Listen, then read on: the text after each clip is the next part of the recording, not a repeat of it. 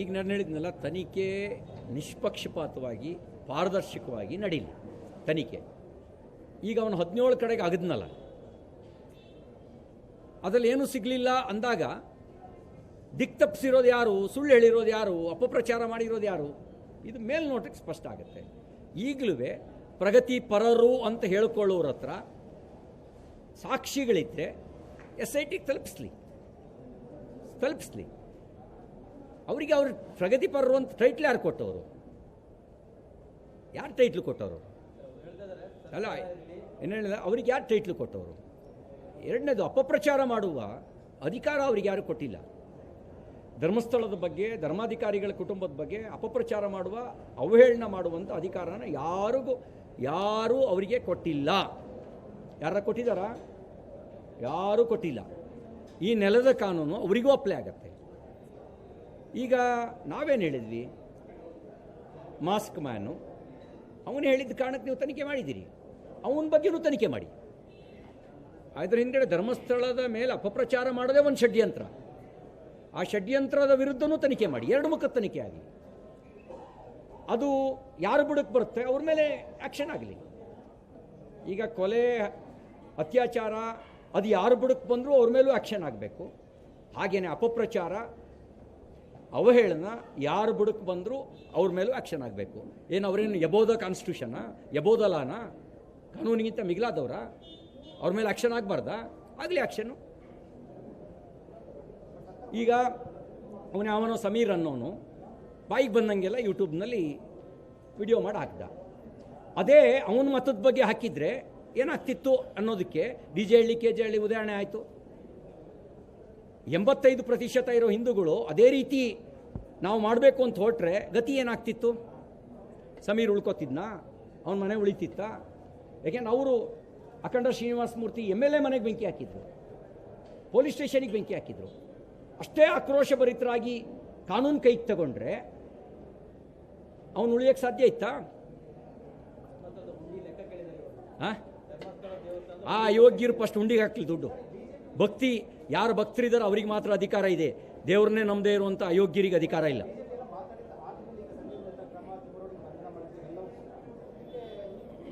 ನೋಡಿ, ನಾವು ತನಿಖೆಯಲ್ಲಿ ಮಧ್ಯಪ್ರವೇಶ ಮಾಡಲ್ಲ. ತನಿಖೆ ಪ್ರಾಮಾಣಿಕವಾಗಿ ಪಾರದರ್ಶಕವಾಗಿ ಆಗಲಿ ಅಂತ ಅಷ್ಟೇ ಹೇಳ್ತೀವಿ.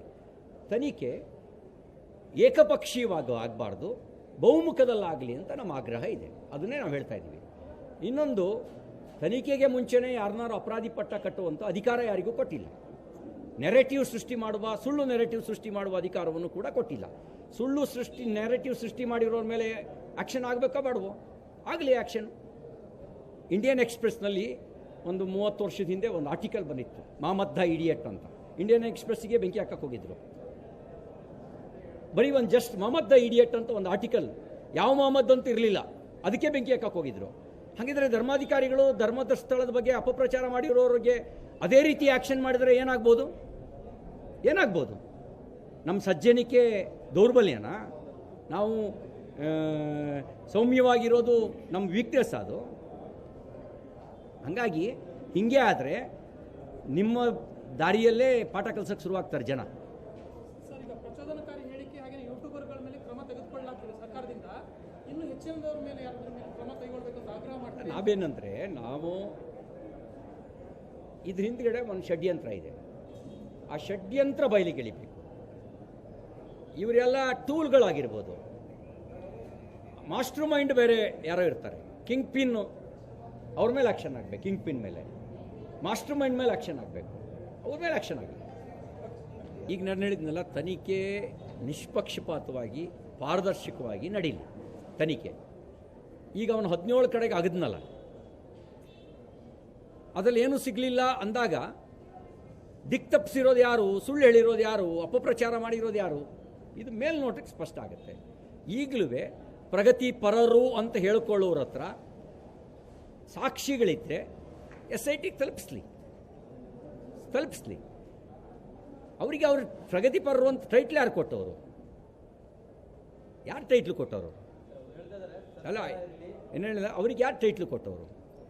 ಎರಡನೇದು, ಅಪಪ್ರಚಾರ ಮಾಡುವ ಅಧಿಕಾರ ಅವ್ರಿಗೆ ಯಾರು ಕೊಟ್ಟಿಲ್ಲ. ಧರ್ಮಸ್ಥಳದ ಬಗ್ಗೆ, ಧರ್ಮಾಧಿಕಾರಿಗಳ ಕುಟುಂಬದ ಬಗ್ಗೆ ಅಪಪ್ರಚಾರ ಮಾಡುವ, ಅವಹೇಳನ ಮಾಡುವಂಥ ಅಧಿಕಾರನ ಯಾರೂ ಅವರಿಗೆ ಕೊಟ್ಟಿಲ್ಲ. ಯಾರ ಕೊಟ್ಟಿದ್ದಾರಾ? ಯಾರೂ ಕೊಟ್ಟಿಲ್ಲ. ಈ ನೆಲದ ಕಾನೂನು ಅವರಿಗೂ ಅಪ್ಲೈ ಆಗತ್ತೆ. ಈಗ ನಾವೇನು ಹೇಳಿದ್ವಿ? ಮಾಸ್ಕ್ ಮ್ಯಾನು ಅವನು ಹೇಳಿದ ಕಾರಣಕ್ಕೆ ನೀವು ತನಿಖೆ ಮಾಡಿದ್ದೀರಿ, ಅವನ ಬಗ್ಗೆನೂ ತನಿಖೆ ಮಾಡಿ. ಅದರ ಹಿಂದೆ ಧರ್ಮಸ್ಥಳದ ಮೇಲೆ ಅಪಪ್ರಚಾರ ಮಾಡೋದೇ ಒಂದು ಷಡ್ಯಂತ್ರ. ಆ ಷಡ್ಯಂತ್ರದ ವಿರುದ್ಧನೂ ತನಿಖೆ ಮಾಡಿ, ಎರಡು ಮುಖದ ತನಿಖೆ ಆಗಲಿ. ಅದು ಯಾರು ಬುಡಕ್ಕೆ ಬರುತ್ತೆ ಅವ್ರ ಮೇಲೆ ಆ್ಯಕ್ಷನ್ ಆಗಲಿ. ಈಗ ಕೊಲೆ, ಅತ್ಯಾಚಾರ ಅದು ಯಾರು ಬುಡಕ್ಕೆ ಬಂದರೂ ಅವ್ರ ಮೇಲೂ ಆ್ಯಕ್ಷನ್ ಆಗಬೇಕು. ಹಾಗೆಯೇ ಅಪಪ್ರಚಾರ, ಅವಹೇಳನ ಯಾರು ಬುಡಕ್ಕೆ ಬಂದರೂ ಅವ್ರ ಮೇಲೂ ಆ್ಯಕ್ಷನ್ ಆಗಬೇಕು.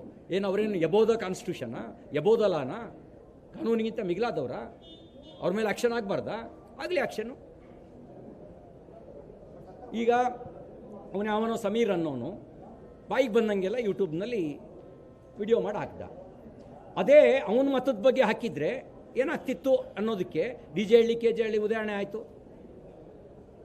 85% ಇರೋ ಹಿಂದೂಗಳು ಅದೇ ರೀತಿ ನಾವು ಮಾಡಬೇಕು ಅಂತ ಹೊರಟ್ರೆ ಗತಿ ಏನಾಗ್ತಿತ್ತು? ಸಮೀರ್ ಉಳ್ಕೋತಿದ್ನಾ? ಅವನ ಮನೆ ಉಳಿತಿತ್ತ? ಯಾಕೆಂದ್ರೆ ಅವರು ಅಖಂಡ ಶ್ರೀನಿವಾಸ ಮೂರ್ತಿ MLA ಮನೆಗೆ ಬೆಂಕಿ ಹಾಕಿದ್ರು, ಪೊಲೀಸ್ ಸ್ಟೇಷನಿಗೆ ಬೆಂಕಿ ಹಾಕಿದ್ರು. ಅಷ್ಟೇ ಆಕ್ರೋಶಭರಿತರಾಗಿ ಕಾನೂನು ಕೈಗೆ ತಗೊಂಡ್ರೆ ಅವನು ಉಳಿಯೋಕ್ಕೆ ಸಾಧ್ಯ ಇತ್ತಾ?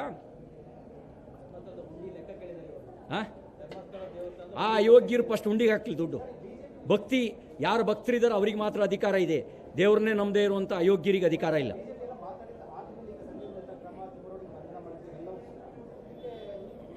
ನೋಡಿ, ನಾವು ತನಿಖೆಯಲ್ಲಿ ಮಧ್ಯಪ್ರವೇಶ ಮಾಡಲ್ಲ. ತನಿಖೆ ಪ್ರಾಮಾಣಿಕವಾಗಿ, ಪಾರದರ್ಶಕವಾಗಿ ಆಗಲಿ ಅಂತ ಅಷ್ಟೇ ಹೇಳ್ತೀವಿ. ತನಿಖೆ ಏಕಪಕ್ಷೀಯವಾಗಿ ಆಗಬಾರ್ದು, ಬಹುಮುಖದಲ್ಲಾಗಲಿ ಅಂತ ನಮ್ಮ ಆಗ್ರಹ ಇದೆ. ಅದನ್ನೇ ನಾವು ಹೇಳ್ತಾ ಇದ್ದೀವಿ. ಇನ್ನೊಂದು, ತನಿಖೆಗೆ ಮುಂಚೆನೇ ಯಾರನ್ನಾರು ಅಪರಾಧಿ ಪಟ್ಟ ಕಟ್ಟುವಂಥ ಅಧಿಕಾರ ಯಾರಿಗೂ ಕೊಟ್ಟಿಲ್ಲ. ನೆರೆಟಿವ್ ಸೃಷ್ಟಿ ಮಾಡುವ, ಸುಳ್ಳು ನೆರೆಟಿವ್ ಸೃಷ್ಟಿ ಮಾಡುವ ಅಧಿಕಾರವನ್ನು ಕೂಡ ಕೊಟ್ಟಿಲ್ಲ. ನೆರೆಟಿವ್ ಸೃಷ್ಟಿ ಮಾಡಿರೋರ ಮೇಲೆ ಆ್ಯಕ್ಷನ್ ಆಗಬೇಕಾ ಬೇಡವೋ? ಆಗಲಿ ಆ್ಯಕ್ಷನ್. ಇಂಡಿಯನ್ ಎಕ್ಸ್ಪ್ರೆಸ್ನಲ್ಲಿ ಒಂದು 30 ವರ್ಷದ ಹಿಂದೆ ಒಂದು ಆರ್ಟಿಕಲ್ ಬಂದಿತ್ತು, ಮಹಮ್ಮದ್ ದ ಇಡಿಯಟ್ ಅಂತ. ಇಂಡಿಯನ್ ಎಕ್ಸ್ಪ್ರೆಸ್ಸಿಗೆ ಬೆಂಕಿ ಹಾಕಕ್ಕೆ ಹೋಗಿದ್ರು. ಬರೀ ಒಂದು ಜಸ್ಟ್ ಮಹಮ್ಮದ್ ದ ಇಡಿಯಟ್ ಅಂತ ಒಂದು ಆರ್ಟಿಕಲ್, ಯಾವ ಮಹಮ್ಮದ್ ಅಂತ ಇರಲಿಲ್ಲ, ಅದಕ್ಕೆ ಬೆಂಕಿ ಹಾಕಕ್ಕೆ ಹೋಗಿದ್ರು. ಹಾಗಿದ್ರೆ ಧರ್ಮಾಧಿಕಾರಿಗಳು ಧರ್ಮದ ಸ್ಥಳದ ಬಗ್ಗೆ ಅಪಪ್ರಚಾರ ಮಾಡಿರೋರಿಗೆ ಅದೇ ರೀತಿ ಆ್ಯಕ್ಷನ್ ಮಾಡಿದರೆ ಏನಾಗ್ಬೋದು? ನಮ್ಮ ಸಜ್ಜನಿಕೆ ದೌರ್ಬಲ್ಯನಾ? ನಾವು ಸೌಮ್ಯವಾಗಿರೋದು ನಮ್ಮ ವೀಕ್ನೆಸ್ ಅದು. ಹಾಗಾಗಿ ಹಿಂಗೆ ಆದರೆ ನಿಮ್ಮ ದಾರಿಯಲ್ಲೇ ಪಾಠ ಕಲಿಸೋಕ್ಕೆ ಶುರುವಾಗ್ತಾರೆ ಜನ. ಸರ್, ಈಗ ಪ್ರಚೋದನಕಾರಿ ಹೇಳಿಕೆ ಹಾಗೆ ಯೂಟ್ಯೂಬರ್ಗಳ ಮೇಲೆ ಕ್ರಮ ತೆಗೆದುಕೊಳ್ಳಲಾಗ್ತಿದೆ ಸರ್ಕಾರದಿಂದ. ಇನ್ನು ಹೆಚ್ಚಿನದವ್ರ ಮೇಲೆ ಯಾರ ಮೇಲೆ ಕ್ರಮ ಕೈಗೊಳ್ಳಬೇಕು ಅಂತ ಆಗ್ರಹ ಮಾಡ್ತಾರೆ. ನಾವೇನಂದರೆ, ನಾವು ಇದ್ರ ಹಿಂದ್ಗಡೆ ಒಂದು ಷಡ್ಯಂತ್ರ ಇದೆ. ಆ ಷಡ್ಯಂತ್ರ ಬಯಲಿಗೆಳಿಬೇಕು. ಇವರೆಲ್ಲ ಟೂಲ್ಗಳಾಗಿರ್ಬೋದು, ಮಾಸ್ಟರ್ ಮೈಂಡ್ ಬೇರೆ ಯಾರೋ ಇರ್ತಾರೆ. ಕಿಂಗ್ ಪಿನ್ ಅವ್ರ ಮೇಲೆ ಆ್ಯಕ್ಷನ್ ಆಗಬೇಕು. ಕಿಂಗ್ ಪಿನ್ ಮೇಲೆ, ಮಾಸ್ಟರ್ ಮೈಂಡ್ ಮೇಲೆ ಆ್ಯಕ್ಷನ್ ಆಗಬೇಕು. ಅವ್ರ ಮೇಲೆ ಆ್ಯಕ್ಷನ್ ಆಗಬೇಕು.